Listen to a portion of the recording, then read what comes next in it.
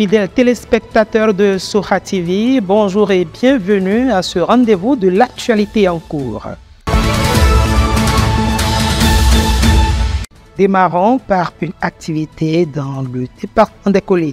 Face aux effets dévastateurs des changements climatiques tels que la dégradation des forêts, la baisse de la fertilité des sols, la raréfaction de l'eau et la perte de biodiversité, un projet ambitieux et inclusif baptisé Pionnière a été officiellement lancé dans le département des Collines ce mardi 30 septembre 2025.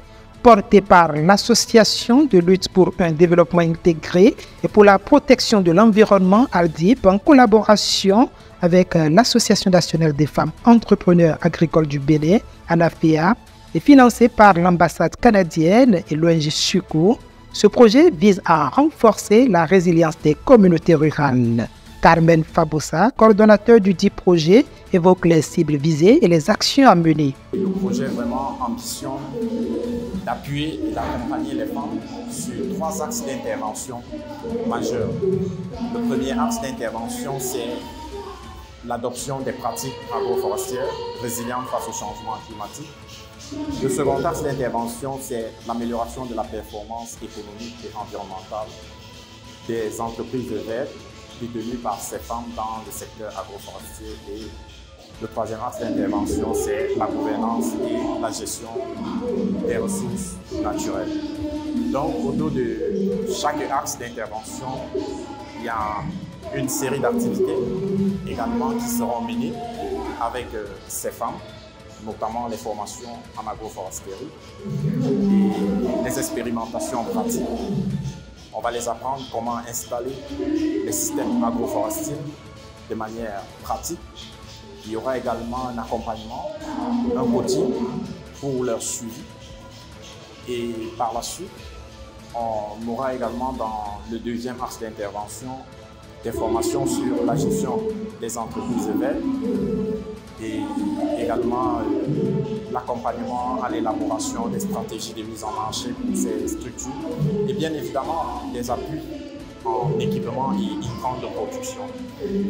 Pour le troisième axe d'intervention de ce projet, qui consiste en fait à améliorer la gestion et la gouvernance de ces écosystèmes-là. On aura des formations sur le leadership, la prise de parole en public.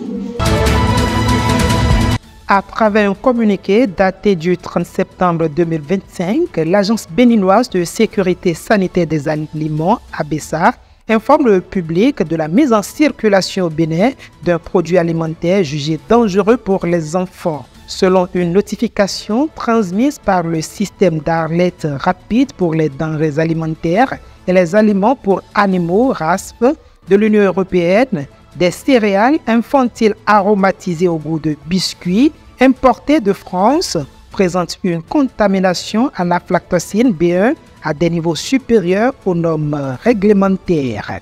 L'agence invite par ailleurs les consommateurs à faire preuve de vigilance et à prendre connaissance des détails dans le communiqué officiel publié à cet effet. Parlons sécurité à présent, démantèlement d'un vaste réseau criminel à Godomé. 30 individus arrêtés et un butin impressionnant saisi. Les forces de l'ordre ont mené une opération spectaculaire à Godomé, aboutissant au démantèlement d'une vaste association de malfaiteurs spécialisée dans le vol de motocyclettes, d'appareils électroniques et d'équipements divers. Au total, 30 individus ont été appréhendés. Une note sportive pour mettre un thème à cette randonnée informative. Le Bénin est désormais leader du groupe C avec 14 points à égalité avec l'Afrique du Sud. Ce changement au sommet du classement fait suite à une décision de la FIFA tombée ce lundi 29 septembre 2025. L'instance dirigeante du football mondial a en effet sanctionné l'Afrique du Sud pour avoir aligné un joueur inéligible, Teboro Mokoena, lors du match contre le Lesotho en mars dernier. Cette rencontre, initialement remportée de 0 par les Sud-Africains, a été déclarée perdue par forfait sur tapis vert 3-0 en faveur du Lesotho. Le Bénin affrontera successivement le Rwanda puis le Nigeria en octobre pour tenter de valider sa qualification historique au mondial. fin de cette randonnée informative. Merci de nous avoir suivis. À bientôt.